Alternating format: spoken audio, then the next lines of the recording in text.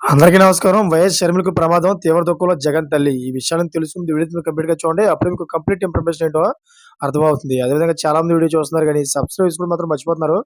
దయచేసి సబ్స్క్రైబ్ చేసుకోండి. సబ్స్క్రైబ్ చేసుకోవడం వల్ల నేను చేసే ప్రతి ఒక్క అప్డేట్ మీరు ముందుగానే పొందగలుగుతారు. అదేవిధంగా చాలా మంది లైక్ చేయడం మర్చిపోతున్నారు. దయచేసి లైక్ చేయండి. లైక్ చేయడం వల్ల ఈ ఇన్ఫర్మేషన్ మనం చాలా మందికి రీచ్ అయ్యే వాళ్ళం అవుతాం. ఇంక లేట్ చేయకుండా వీడియోలోకి వెళ్ళిపోదాం.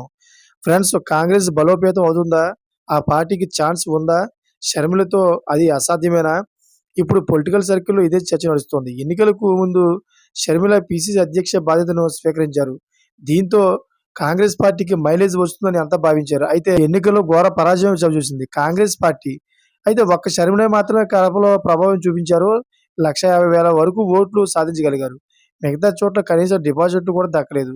వైసీపీ ఓటమితో ఆ పార్టీ నుంచి చేరికలు పెరుగుతాయని అంతా భావించారు. కానీ ఒక్కరు కూడా కాంగ్రెస్ వైపు రాలేదు. ఈ తరుణంలో కాంగ్రెస్ పార్టీ ఏపీలో బలపడగలదా? లేదా అందుకు తగ్గ ఛాన్స్ ఉందా అంటే ఏదీ కనిపించడం లేదు. మరోవైపు జాతీయ స్థాయిలో సైతం కాంగ్రెస్ పార్టీ మళ్ళీ పరాజయమాల బాట పడుతోంది.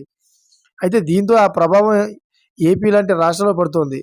ఎక్కడ లేని విధంగా ఏపీలో పూర్తిగా నిర్వీర్యమైంది కాంగ్రెస్ పార్టీ. అయితే దానికి జనసత్వాలు నింపడం షర్మిల వల్ల కూడా కాలేదు. కాంగ్రెస్ బలపడాలంటే అది జాతీయ స్థాయిలో బలోపేతం అయితేనే సాధ్యం. ఎప్పుడైతే జాతీయ స్థాయిలో కాంగ్రెస్ పార్టీ నుంచి మంచి ఫలితాలు కనబరుస్తుందో ఆ మరుక్షణం ఏపీలో కూడా కాంగ్రెస్ పార్టీ యాక్టివ్ అయ్యే అవకాశం ఉంది. వైసీపీ ఘోర పరాజయం తర్వాత కాంగ్రెస్ పార్టీ సాధారణంగా బలపడాలి. వైసీపీలో ఉన్నది కాంగ్రెస్ పార్టీ శ్రేణులే. అయితే జాతీయ స్థాయిలో కాంగ్రెస్ బలోపేతం కాకపోవడం, వివిధ రాష్ట్రాల్లో ఘోర పరాజయం చవిచూడడంతో అటువైపు వచ్చేందుకు వైసీపీ నేతలు ఇష్టపడడం లేదు. Thank for watching friends.